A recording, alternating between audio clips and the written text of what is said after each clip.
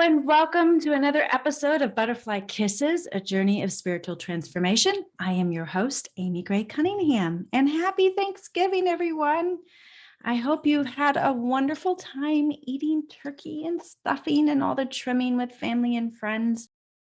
I pray that everyone who hears this message today has been blessed in one way or another by a loved one, or has been a blessing to someone else, or possibly, hopefully, even both. I know by the time this episode airs, my family and I will have come together around Herbert the turkey. Yes, I do name my turkeys. And we've shared in some love and memories, and we've told countless stories, some for probably the 100th time, about past holidays together. And we've laughed and cried, and we've missed those who couldn't be with us over the holidays. But Thanksgiving is such an amazing time, and this year especially, I am so very thankful for my family and friends and for all of you. Thank you for being here and for joining me on this Thanksgiving weekend and for this very special episode today. Can you believe that this is our 19th episode? Isn't that amazing? I started this podcast, Butterfly Kisses, back in May. And to be honest with you, I had no idea what to expect. But at the first of the year, I literally heard I needed to start this podcast. So I did it. Took my time. Obviously, if I heard at the first of the year I needed to start a podcast, and it didn't get off the ground until May, that kind of dragged my feet a little bit, but that's okay. I didn't realize, though, when I started it, exactly what God had in store for me. Not at all. And I guess that's usually what happens, right? We don't normally know what God has in store, so, which is amazing. But in the first episode of Butterfly Kisses, I talked about my why behind starting Butterfly Kisses. And I actually listened to that episode this morning just to remind myself of my why. And I was like, wow, yeah. Because part of it was to explore spirituality and what actually happens when or after we die, the afterlife. And I thought that was pretty interesting because a month after that episode dropped, my husband, Chuck, crossed over, or what I like to call now, he refocused his energy from this world back into the spirit world. And I had no idea at that time that I would literally be living this crazy reality of heaven on earth. Yeah. Chuck's passing left me questioning a lot about my faith and about what life means for me. And so today I'm going to talk a little bit about that world that Chuck's crossing has left for me.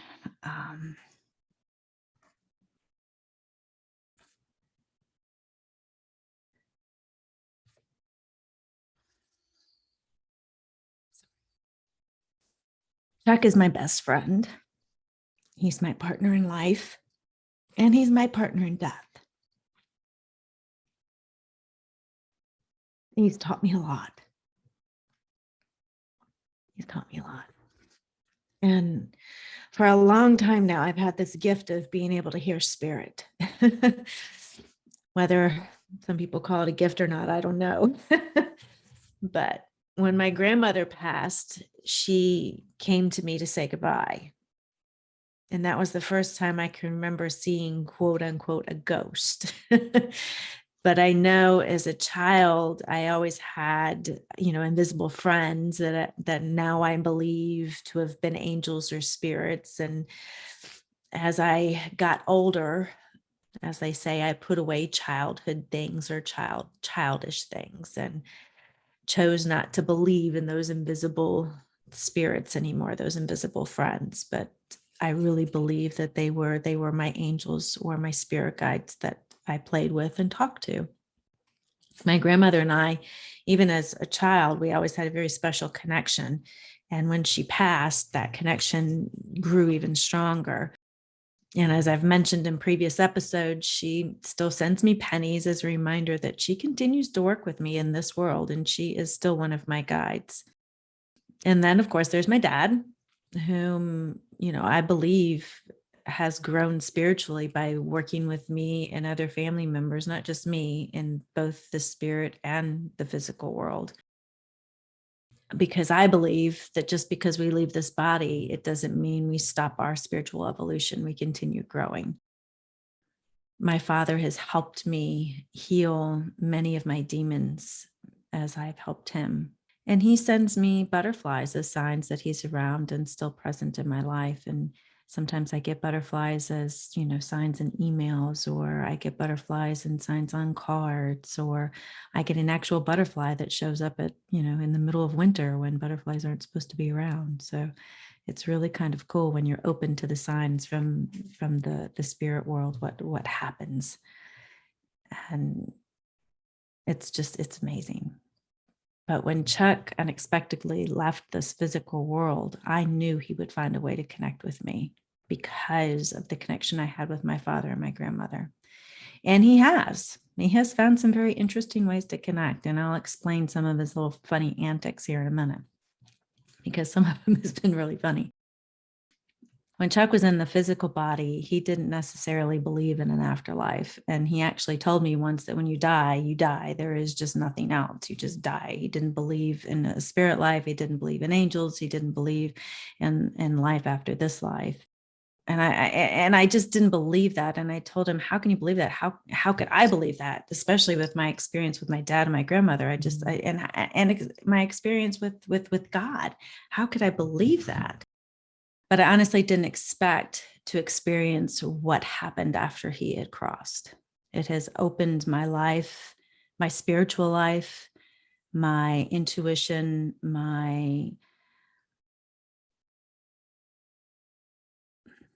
mind in ways that I've never thought were possible. So I believe that life is like an onion. I mean, we're constantly peeling back the layers and revealing more and more of its beauty. And it's like the story of the pearl in the oyster, and how a pearl is made, where it's a little bit of sand that gets stuck in the oyster, and the oyster finds it as an irritant, and it secretes this fluid and covers it, and it's constantly changing this piece of sand or irritant into something amazingly beautiful, a pearl.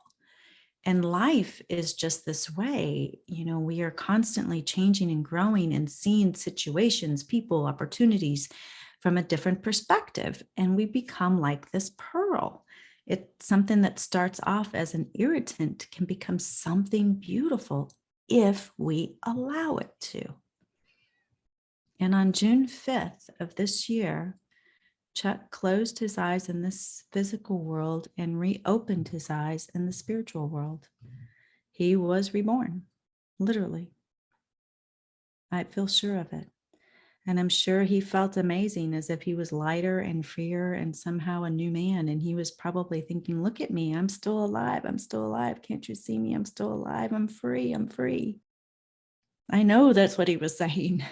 I'm not in that body anymore. I'm not trapped. Look at me. Because in this lifetime, he had so many regrets and pains that he carried with him, and it weighed him down. And I felt that within him. And there were things that he carried with him, things that I personally don't feel were his responsibility. But he had such a big heart that he never wanted to disappoint anyone, especially those he loved or cared about. And when his sister Fran passed, he felt like he let her down. When his mother passed, he felt like he let her down. And when his father passed, he felt like he let him down. And he never learned how to grieve their loss in his life. He never learned how to process it emotionally, physically, or spiritually.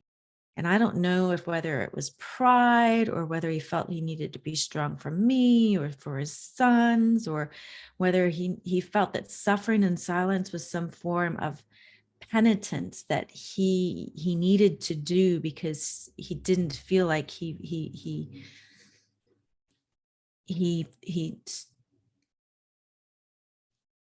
like he had lived up to some image in his head. I don't know what it was. I don't know for sure. But I know that these demons weighed him down, and there were probably a whole lot more demons than I was even aware of. But I'm sure he didn't believe in a lot of the signs his sister sent us. And I know that for sure, because one time she actually set off the fire alarm at 3 a.m. in the morning. And it was a female voice had come over the fire alarm telling us it was time to wake up, that there was a fire, wake up, wake up.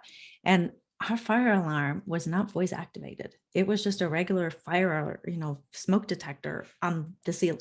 It was not voice activated. But yet there was a female voice that came over saying, wake up, wake up. Yeah, to me, that was a clear sign. And of course, there was no fire. And of course, Chuck did not take that as a sign. He just took that darn fire alarm off the ceiling. Yeah, that was the way he handled that situation. And I don't know what he thought about that, but to me, that was a clear sign. So, but the way he dealt with it was he drank a lot, and he drank a lot to quiet the voices in his head. And I know that it's okay for me to share this because I feel like he's told me that this was okay, because this was part of the pain that he had. And he felt so much pain from the losses and the things that he experienced in his life that he tried to numb that by drinking.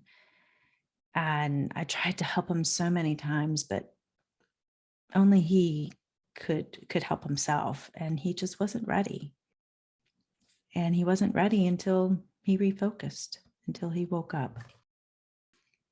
And to be honest with you, on that day, I didn't think I was going to lose him. I thought we were going to the hospital and everything would be okay. And at times I still feel like he's going to walk through that door and all this is just going to be a bad dream and I'm going to wake up. Yep.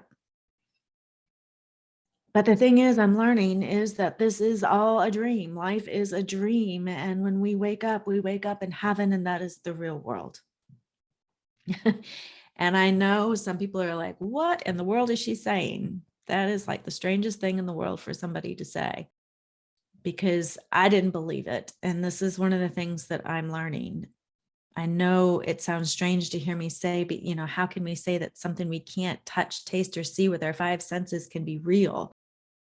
And so let me ask you, why can't it be real? Why can't it be real? We can't touch or see the internet, but we still believe it's real. We see the results. We can't see or touch the person on the phone that's talking to us when they call, but we know that it's real because we can hear him coming through. Because I can't necessarily hear Chuck through a phone, why is it not real that I don't hear his voice now? I still see the results of him in my life. So I know that it is real.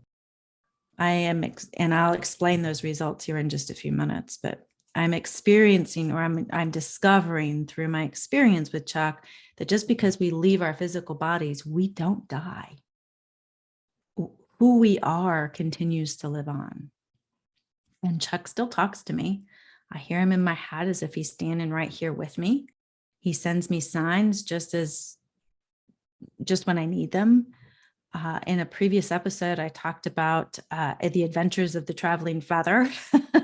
And I find this feather in the strangest of places. And this is the feather. If you're watching the video, you can see the feather right here that travels in the strange. It sits right here normally, but sometimes I'll find it in the weirdest of places all across the house.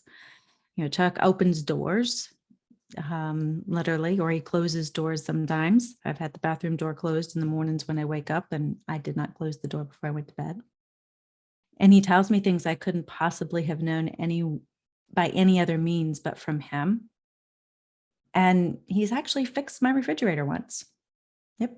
He's actually fixed the refrigerator. That still blows my mind. Still blows my mind. And whenever I think about this not being real, I think about that refrigerator being fixed. And I know that that's real because of the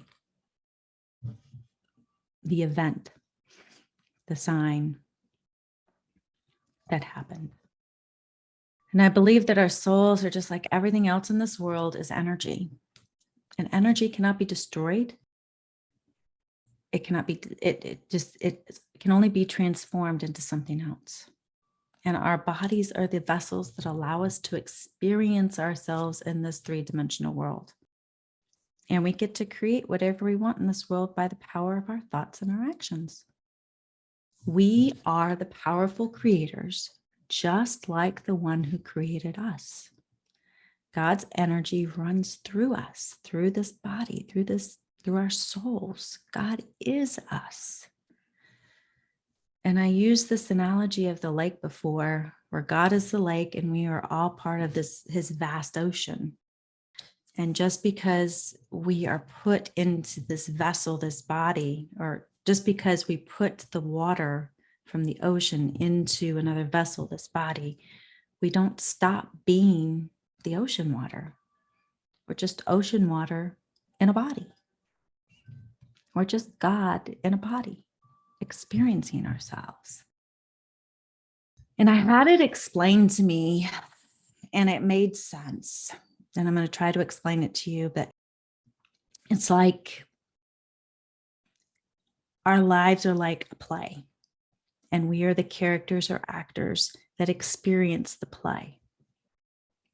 We are the actors on stage in this lifetime.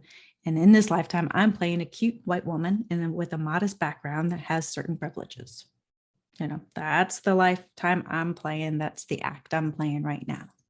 In another lifetime, I may have played a serial killer on death row. Or maybe in another lifetime, I played a nun. That could have been an interesting, maybe I was a flying nun. Who knows? I could have been, who knows? Maybe I was a singer in another lifetime. I don't know. But each lifetime, I gain a new perspective about myself as spirit, and that's spirit with a capital S.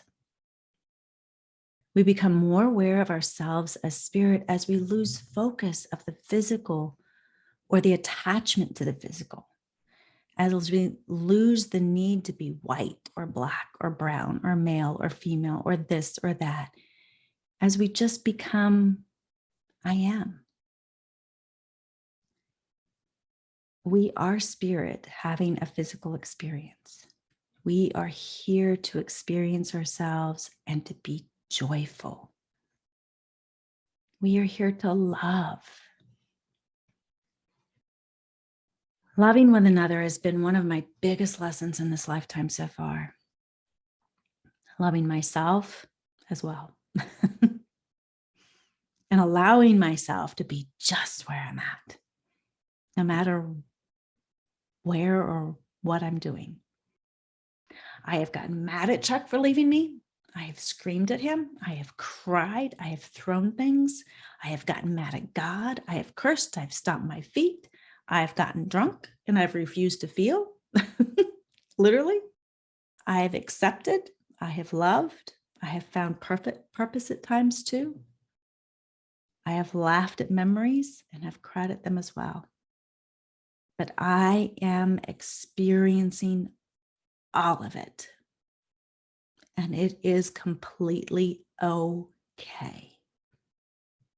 Let me repeat that.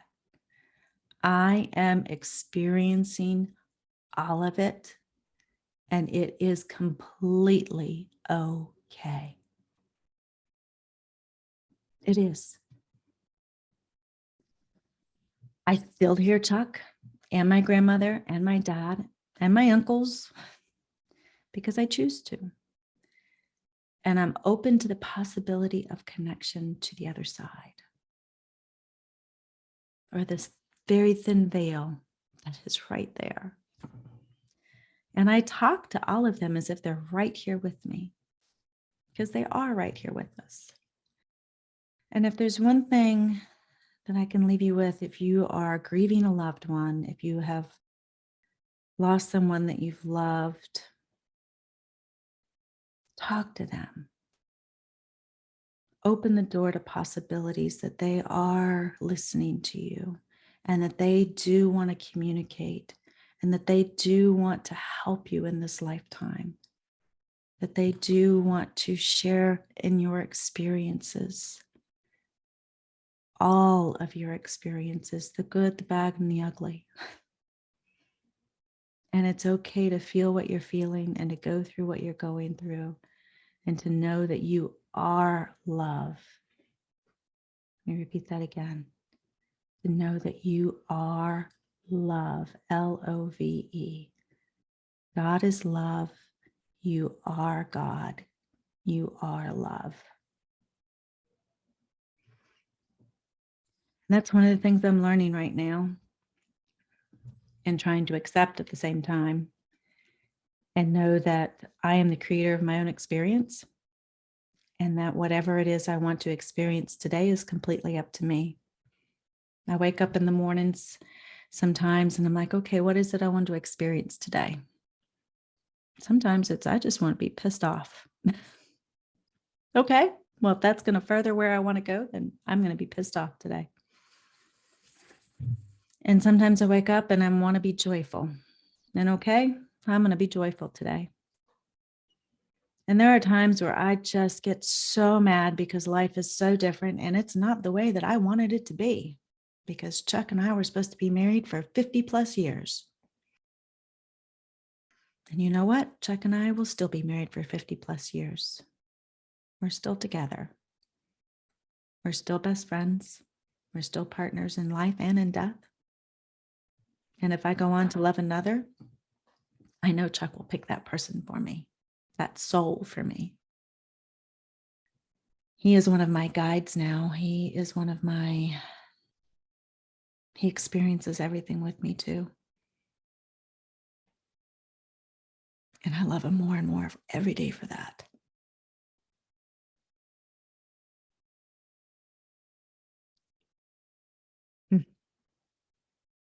And I can feel him around me right now.